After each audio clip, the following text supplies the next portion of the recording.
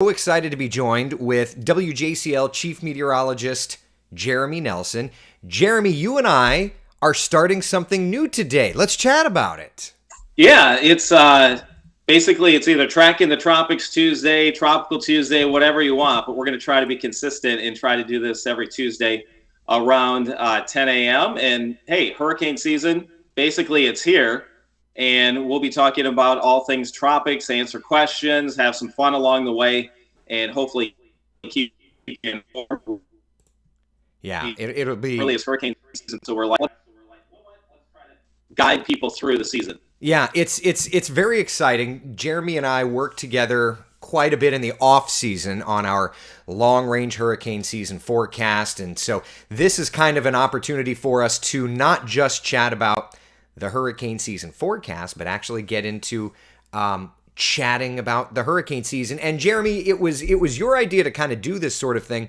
But I love it, and I think too that as systems do start to even threaten, maybe we start off with every week, but like if the need arises, I would think that we'd be able to kind of step it up and do a little more than just once a week in those moments. Yeah, this is completely interactive, weather dependent. We'll be here for sure on Tuesdays. That's our goal, to talk about the tropics. But yeah, whatever's going on as we move through the season, it'll be front of mind, and it's a great way. You're down in the Orlando area, so we want to cover people from Florida, the Gulf Coast, all the way across the Southeast, because we know we've had some very memorable storms here the last several years. Yeah. All right. So let's just start off, because we're both kind of reaching across markets, if you will. Me in Central Florida, you in South Carolina and Georgia, and let's just introduce each other or introduce ourselves so that the other group of people know who it is. Jeremy, why don't you introduce yourself? You are the chief in the pairing here, so to speak. Right. So I work at WJCL 22. In Savannah, we cover the Low Country, which is a handful of counties in South Carolina, including some towns, communities like Beaufort, Hilton Head Island, all the way up to Hampton, Ridgeland, and then down across coastal Georgia, and in some inland areas too, Statesboro, Georgia Southern University, obviously Savannah, down towards Darien, and then you get closer to like St. Simon's Island and Jekyll Island. So we have a huge exposure in our area to tropical systems. So that's why I always say the number one most important thing in my viewing area is hurricane season. Yeah, no doubt. And I'm meteorologist Eric Burris. I work at WESH 2 in Central Florida. We cover the Disney area. We cover Orlando, Daytona Beach, the Space Coast. And we're kind of a unique market in that we have counties along the coast and we have inland counties. And being that we're in the state of Florida and the peninsula, it's not just a direct landfall from a hurricane into our beaches. It could come right up the spine of the peninsula. It could come into the panhandle, and we're always kind of getting impacts from it. And I would say, having grown up here in Central Florida, that the number one reason I got into weather was meteorology, or was tropical meteorology, and I'm absolutely living my dream, and focusing on the tropics is something I've always loved. And so enter in Jeremy Nelson, and it's kind of like, well, we're just a couple of nerds here, and this is all working just wonderfully. Right. And we added it up, and we're like, oh my gosh, we've been doing this long. We're like, we have over 4 decades of forecast experience combined. We've actually partnered up before, as some people may know, may not know. Our stations are all Hearst stations. So we're basically the same big, huge family. So yeah, that was part of the reason why not team up. And we've done that before. We have some proof that we've teamed up before, right? Yeah. So was this Irma that you were at? No, WESH? that was, I made kind of a coastal trip out of it. I was down and helped out WESH during Hurricane Matthew. Then I actually came up and helped out WJCL as well. So that was sort of an 8-day adventure for me, covering Hurricane Matthew. There I was out in it, and as the storm was kind of skirting its way there along the east coast of Florida. Yeah. And then as you moved your way up the shoreline, what's kind of funny is that was your first opportunity to work in Savannah, and fast forward, was it even a year and you ended up moving there as the chief meteorologist? Yeah, actually, it was probably, that was in October, and then I was permanently in Savannah by January. Oh God, I didn't realize it was that Yeah, quick. it was pretty quick. Okay, all right. So we've worked together. One of my mentors, and maybe he could be your mentor, Kevin Johnson. When Kevin and I worked together at WESH, he was the director of the Graphics Hub. He said, "There's somebody that I'm going to have to introduce you to," and I don't even was it a phone call or what? You were still in Wisconsin, and we kind of just started nerding out and. I'm grateful because you're one of my, honest to God, you're one of my greatest friends. I feel like we talk 24/7, 365 at this point. Yeah, and it's kind of funny because Kevin actually who has worked for our company for a very long time. We have a lot of people behind the scenes that people don't see that are awesome, and Kevin's always been a huge supporter of our forecasts and stuff. So I know he's probably on today watching us, and so this is a great thing. So how about we chat about what's coming up here, because hurricane season, it's basically here. Yeah, we're still a few days away from it, of course, but just looking at the season, it starts technically on June 1st, goes through November, but you can very clearly tell that by the numbers, at least, the season doesn't really get going in a major way until the peak, which is August, September, and October. But you do, Jeremy, get systems certainly during the month of May. Yeah, and these are typically a little bit weaker. We don't want to diminish any significance of them. There's been hurricanes before in May, but as you look at the numbers there, just 2% of all storms form in May. We did have a pretty good streak going last year. It ended. We did not have any storms in the month of May. This year, we had a bit of an anomaly. Certainly happened in the past. We had an unnamed storm occur in mid-January. And you go back to 2016, there was actually a hurricane that formed in the month of January. So this is a look, though, at this year. You can see the mid-Atlantic, the northeast coast, and this system was off that. At the time, it was highlighted as an area of interest, and then kind of post-storm analysis that we can do now with all the awesome satellite data, observations on the ground, ship data. The Hurricane Center went back and said, you know what, that should have been named. And it'll be interesting because over the next few weeks' time, we'll kind of get back into the recycling of this. So interestingly enough, does that mean that we see something kind of recurving and developing, into the month of June? That'll be something we'll have to be watching over these next few weeks. Yeah, and we'll talk about that maybe towards the end here, what we're thinking for June, because we have sort of a lot to discuss yet in the final days here of May. Yeah, no doubt about it. So just to put a bow on this, so it formed. It is technically a named storm, but because they didn't do it at the time, they're not assigning this name. So Arlene will still be the next name on the list, but it's kind of an interesting little thing because, Jeremy, the second named storm of the year then this year will end up being Arlene, because this is a technical subtropical storm, but it doesn't. I think any meteorologist would be like, please just go back and call that Arlene, because now we have to, throughout the entire season now, be like, oh, this is our third storm of the season, second named storm. It's a little bit confusing. Right. We try to take the confusing out of everything, but this might add a little bit of a layer to that. But for the most part, glad that storm stayed away from the U.S., and it's on the scorecard there as technically storm number 1. And during the, so you fast forward February, March, April, May. Here we are in the month of May. And Jeremy, as you mentioned, last year we didn't, but 7 out of the last 10 years, we have had a storm in May. And these storms just love forming around the southeastern United States. Each one of these dots is where a tropical depression, tropical storm, subtropical storm has formed during the month of May. And it all has to do with the pattern transitioning from winter to spring to summer, where these fronts start dying out more and more as they push south. Yeah, and also along with that, you have the Caribbean, near the Bahamas, Southwest Atlantic area, all getting very warm. I would include the Gulf of Mexico in that.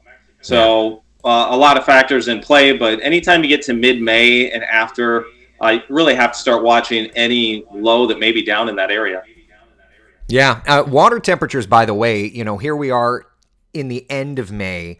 Water temperatures in the early, in those May development areas, these water temperatures are anomalously warm. We're running 2, 3, 4 degrees above average. And frankly, Jeremy, we're at the warmest sea surface temperatures we have ever been during the month of May, and may enter into June with the warmest sea surface temperatures we have ever seen.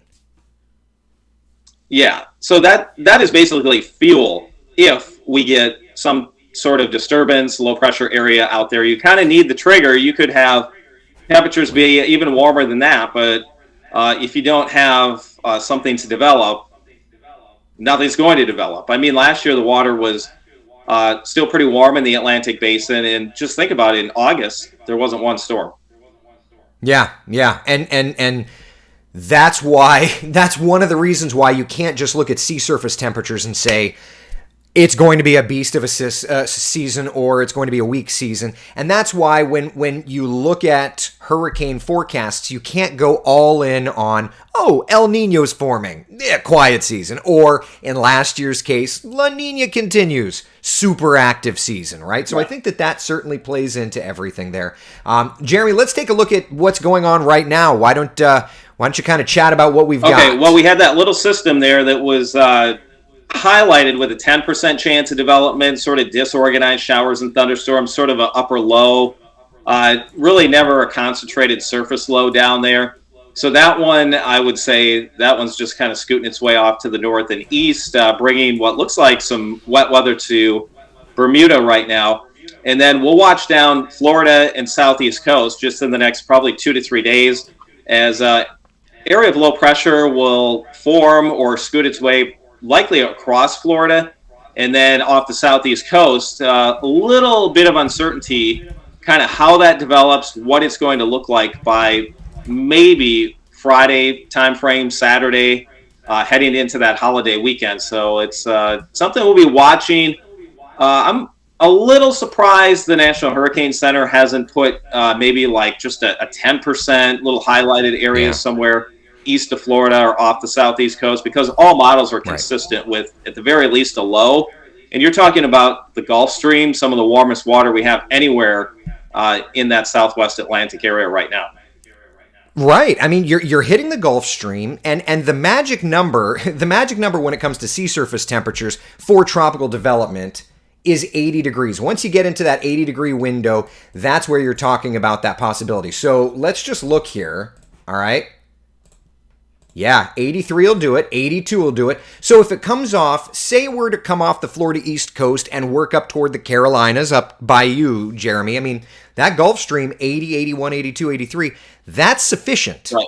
Period. Yeah, and that 82 that you see there, I would say that's probably a good 60, 70 plus miles off from the southeast coastline from Savannah. Oh, yeah. So we have a lot of people here that go, they say they're going, they'll leave at like 4 a.m., with those huge boats that have like 4 engines on them, and they head out to the Gulf Stream to go fishing for the day. So that's a good like 60, 70 miles that they're going offshore in a lot of cases. So they're headed to that warm water. Near shore temperatures, as Eric shows there, we're kind of been in that about 74 to 77 degree range. So we're a little bit cooler right near the coast. But yeah, that Gulf Stream, and looking at the models, which we're going to talk about right now, that tracks the low right in that area. So that's why I think there could be some tropical or subtropical development. Yeah, 100%. I'm a little interested as well as to why the Hurricane Center hasn't done much there, but they've got their thing, and maybe one day we'll get somebody from the Hurricane Center to join us on here and just kind of chat about what they look at when it comes to putting together their tropical weather outlook. Yeah, and that's one thing that with our discussion here on Tuesdays, it's great that we sit and chat, but at some point we'll start incorporating some guests and have a conversation with other people. So down in the comments section, obviously, you can leave questions. Also, if you have someone that you want to see appear on here at some point, let us know. Take it under consideration. Yeah, and there's a lot of questions. So before we move on to the models, as you had chatted, I'm just going to read. So Susan on your page said that so looking forward to this. So that's very cool. Lots of people saying good morning. That's great. Janet says both of my states are represented, living in South Carolina for 31 years, but born in Florida and live here now. Been through hurricanes in both states. So a lot of people are excited. Nancy Land said, weather don't get any better than these two guys. Well, thank you for the compliments. I'll take that. Hopefully we can deliver maybe a quiet season. That would be great.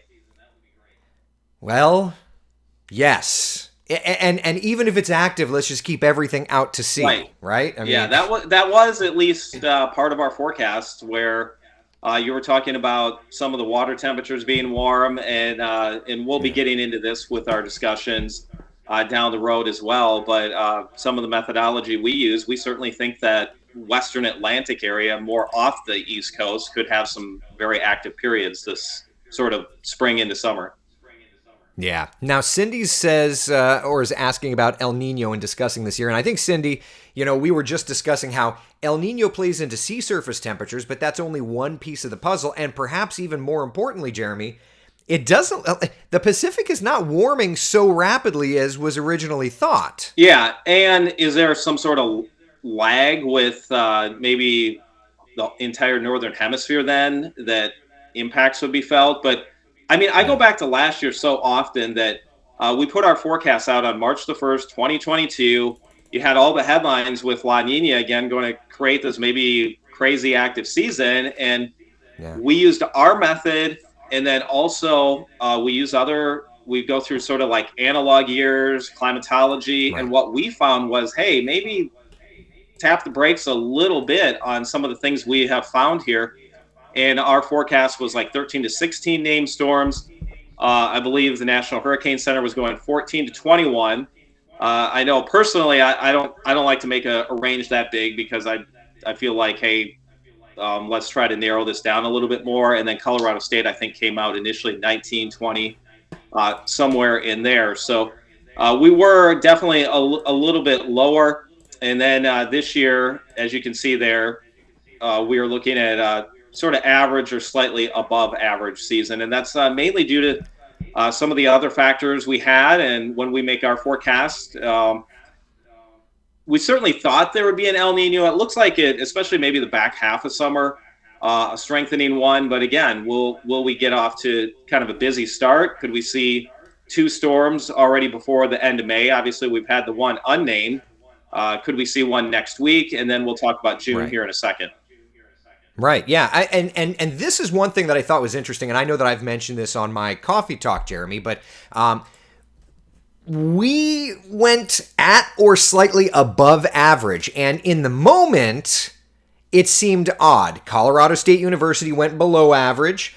But when I chatted with Phil Klotzbach at the Governor's Hurricane Conference here in Florida, one of the things that he had mentioned, and this was before the Hurricane Center put out their statement that there was a system in January. He was just saying the waters are hot. Yeah. I mean, they're record hot. And so he was saying that he may be upping his numbers a little bit. And this is not me saying that he's inferior by any stretch of the imagination. We use totally different methodology. But I think that really played in, Jeremy, to where we came up with our numbers was the water temperatures and just the sheer fact that the cycling pattern that we utilize was much more active for this hurricane season than it was for last hurricane season. Right. And if we go through May with no name storms, if we don't see one late this week or before the month closes and then get through June, which we'll talk about, there's only a couple windows in there where we may see something. Then maybe we're like, oh, if there isn't some sort of activity after October 1st or late in the season, then maybe it is going to trend towards the lower end of that range or maybe even below average, which, hey, you know what? If we could have a season where there's no tropical systems, I'm fine with that. Yeah, no doubt. All right, so let's take a look and see what the models are showing right now, okay? We've obviously got that low area kind of broad area of low pressure east of us. It's not developing for right now. The Hurricane Center basically came out and said that that's just not going to be the case, which that's fine. But rolling through, that lifts to the north. I let me just back up. What we're looking at here, Jeremy, for your viewers, for folks that join me on my morning Facebook Lives, we look at this every day. This is the raw GFS model. This looks at, it's called normalized anomaly. So the idea here is of all of the pressure, where are the pressures lower and where are the pressures higher? So these greens and blues and purples, that's lowered pressure. So obviously here in Florida, we're having crummy weather right now. So that plays in, but lowered pressures are indicators of storms, and all tropical systems are deep storms. So that's one way to kind of really magnify where you could see lowered pressure. And you can kind of see, this is the timestamps on the top right corner. This is 18Z, which for the layperson, that's 2 p.m. Eastern time on Friday. That area of low pressure kind of working up, Jeremy, toward the South Carolina, North Carolina border there. So, based on at least this particular run of the GFS, this mess over Florida, as it works your direction, may make a run for some sort of tropical development. And notice how far it's off the southeast coast. It is staying right over the water that you showed was in the low 80s. Right. And that's what you need for tropical development. And is it going to take that exact track? I mean, here we are Tuesday, and this is, as you said, Friday, and then into this upcoming weekend. So there will be some adjustments. We're also battling. The question is the high to the north. How strong will that be? How far south will that go? So that's going to kind of act as a roadblock as to where this goes, and then eventually might turn in. And it certainly appears once it does kind of hit into that high, it should weaken pretty quickly. Right, and that's good. Nobody here is encouraging feistiness in the tropics, but it's watching patterns. So there's Saturday, there's Sunday. Still, though, lowered pressure over Florida, and this is where it gets interesting, because Sunday, Monday, there's another piece of that energy that may try to kind of work up toward you, and at the very least into the mid-Atlantic, into the southeast, the Georgia, South Carolina, North Carolina coast. You're going to be talking about some crummier weather for you come early next week. Yeah, and what it's doing right now is with your kind of showers, thunderstorms down there, we've started to work in this more persistent northeast or east wind, and our temperatures have been pretty far below average. This May will go down as cooler than average. We've had 3 days in the 90s. If people are watching in other parts of the country, they're like, hey, that sounds pretty hot. But our average high, I believe today's like 86, 87 degrees. So highs in the 90s are not uncommon late May. And then especially into June, our average high is pretty much around 90 or higher every day. Right. Yeah. And then as that low moves over you, what's kind of interesting, at least here in Central Florida, and somebody had mentioned this on my Facebook Live this morning, they were like, the forecast looks almost bone dry for Memorial Day. And in Florida, that's a rarity. I mean, seriously. Yeah, it looked like dew points here could even get at least into the 50s, which is very dry. Is that if that low does go up kind of towards the Carolinas, it's going to pull in some drier air across our area. So, you know what? A lot of people, though, they enjoy this. There's a plus as long as you're not hit by a tropical system.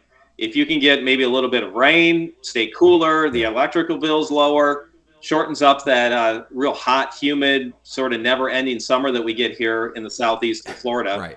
Right. There's benefits to maybe a system as long as it doesn't strengthen off your coast.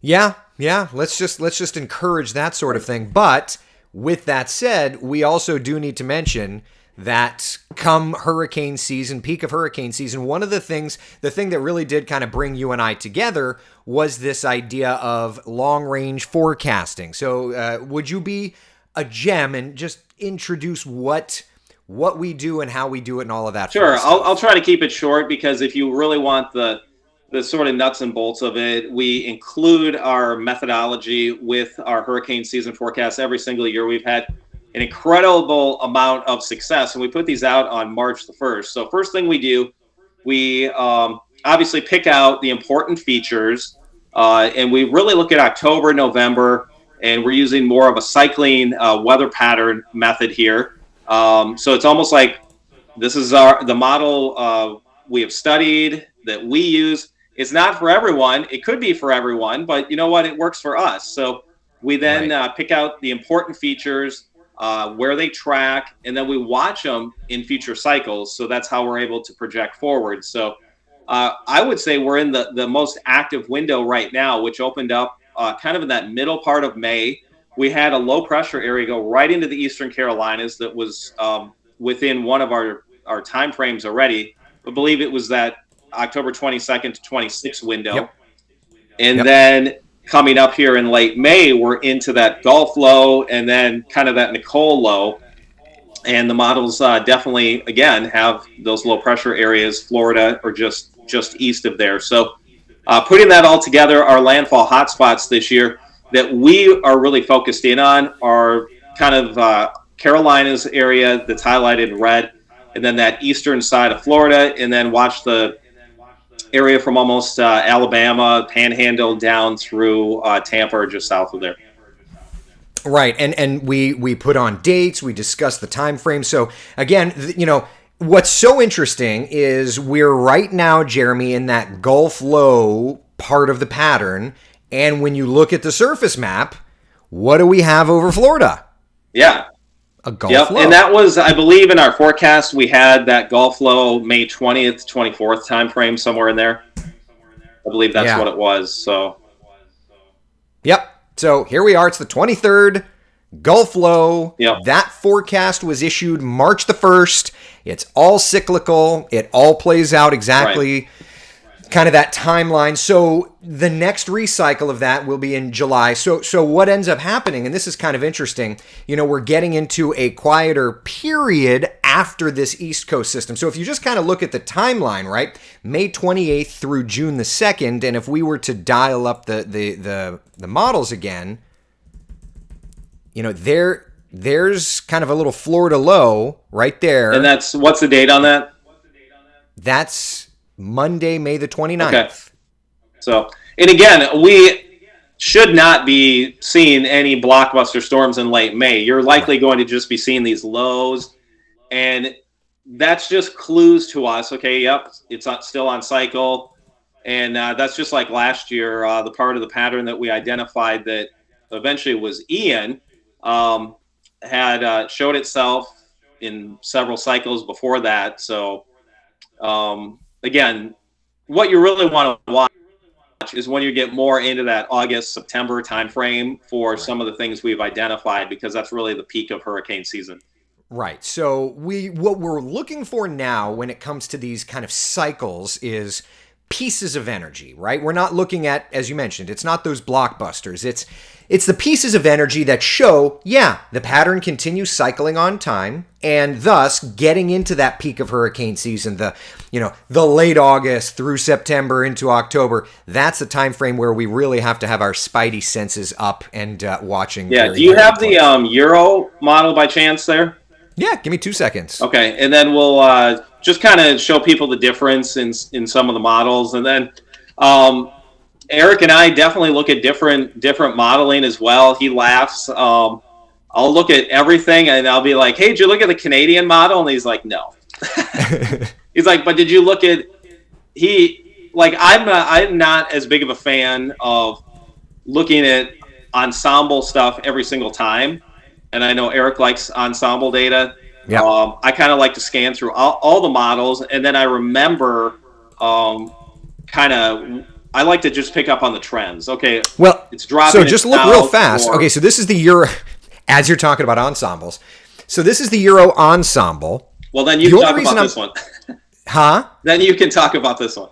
Yeah, so this is the Euro ensemble. So the only reason I'm using it is because the European model only goes out a certain length of time, but the control ensemble is the main Euro that just goes further.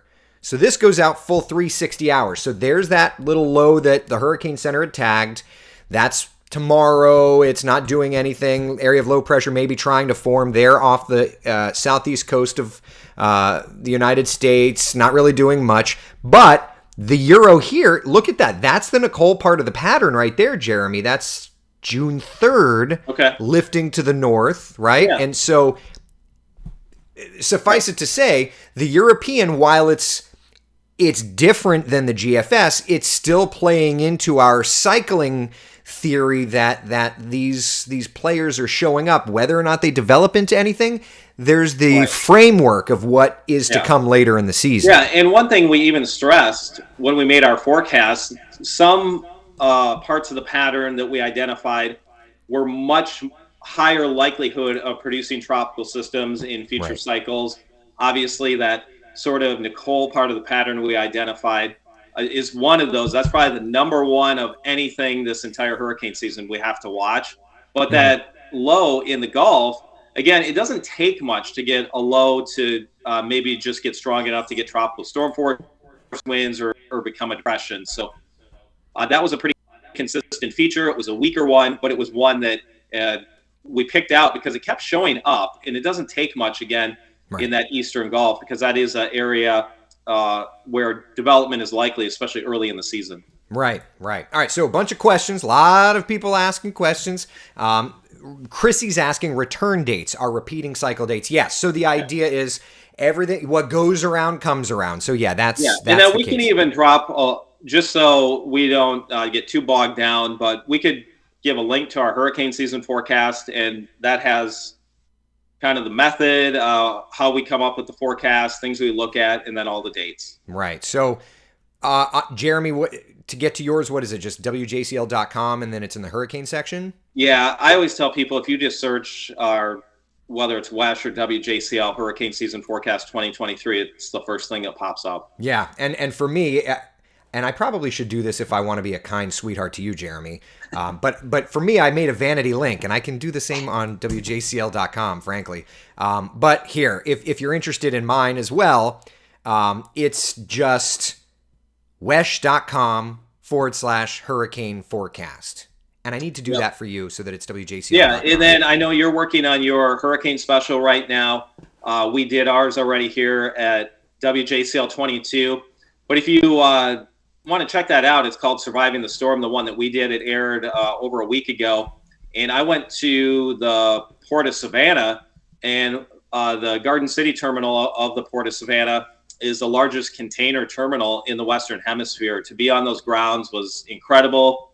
That area covers the Port of Savannah, over 2,000 acres.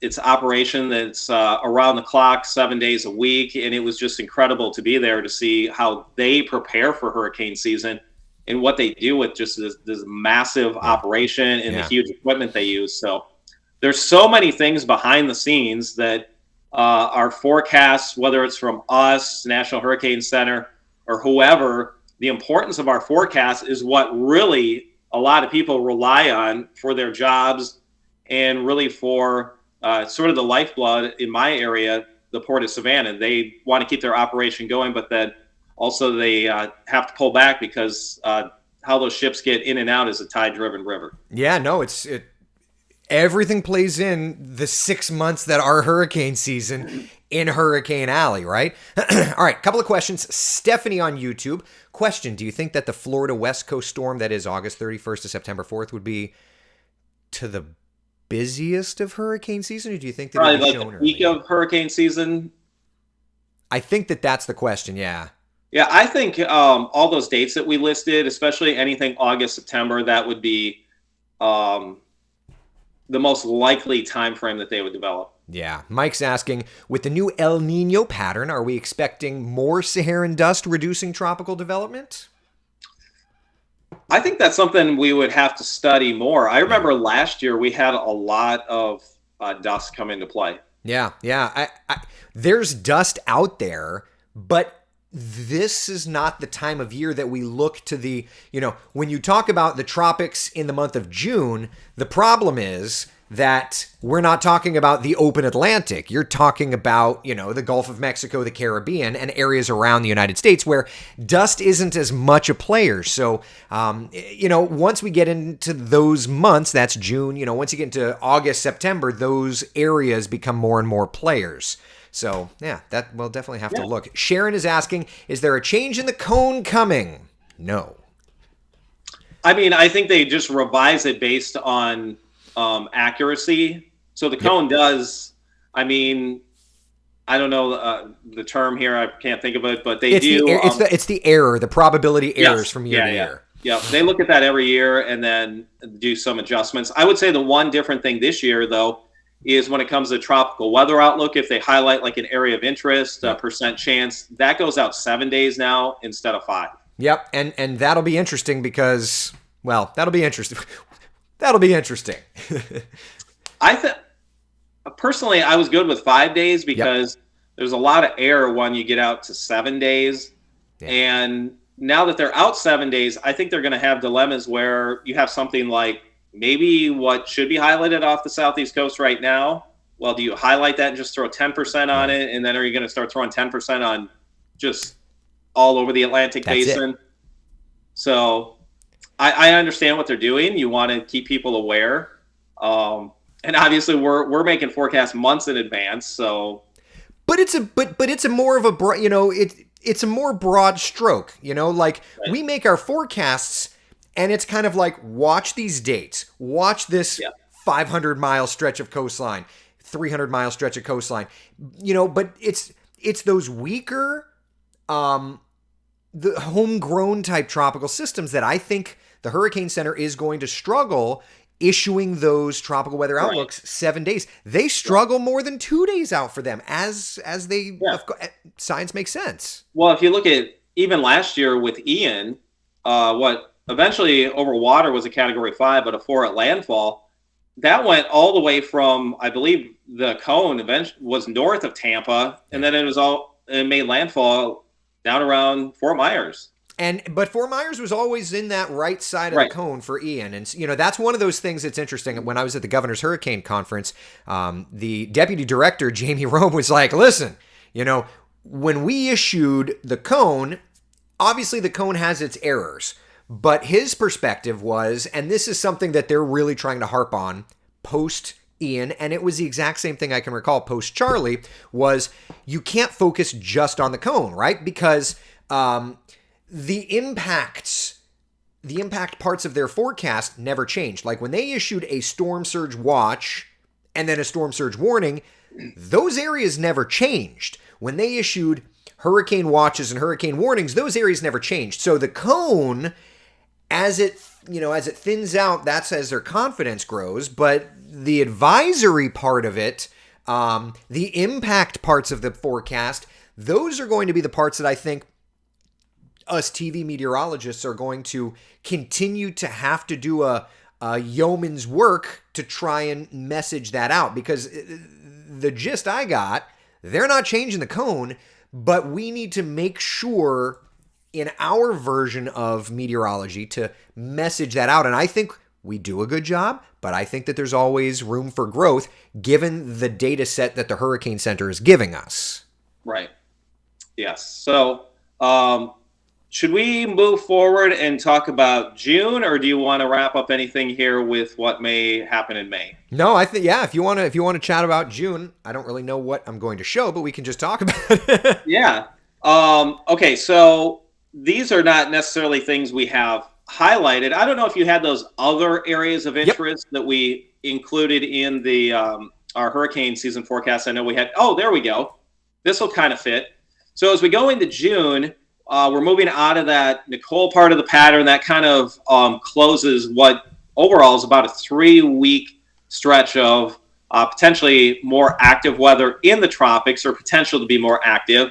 Some areas I highlighted would be around June, maybe 14th, 15th, or just the middle part of June off the northeast coast. That would be, if we're going to see a recycle of that low from January, I don't think it would be something that's making landfall or really impacting the coast, maybe rip currents or higher surge tides, something like that. I mean, not surge, but the coastal flooding threat.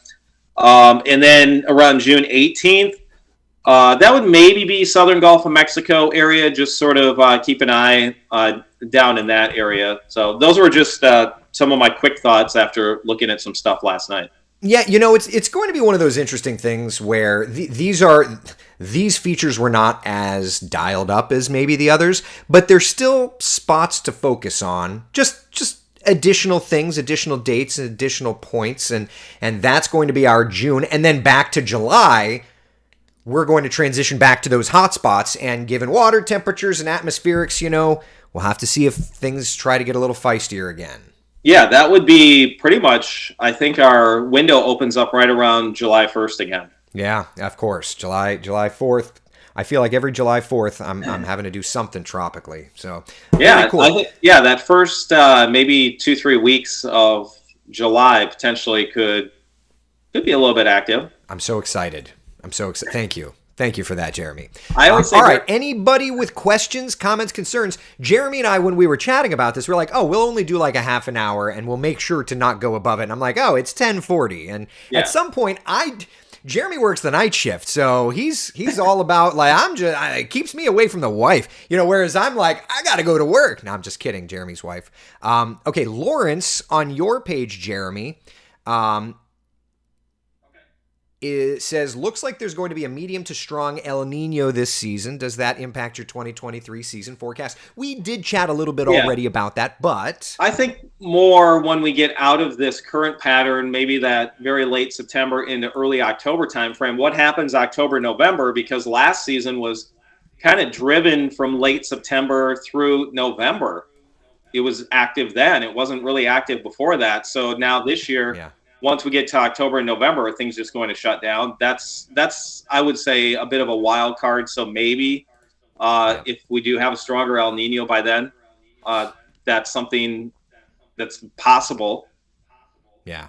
I would think the same thing. I would think that we'll have some stuff, but definitely the end of the season will trend quieter. And then what would be interesting is, October and November. If it is quieter, does that then translate into next year as well? Jan says this is going to be a great asset for us this hurricane season. Thanks so much, and certainly very excited to be here. Brian, when the hurricane hunters go into tropical systems, how do they collect the data to determine how strong tropical systems are? Dropsondes. Yep. And they put a lot of them out there too. Also, so they have is it C-130s? Is that what the big planes? C-130s and then the P-3 Orions, depending on Air Force or NOAA. Right. So the P-3 is the one that kind of goes around the storm, correct?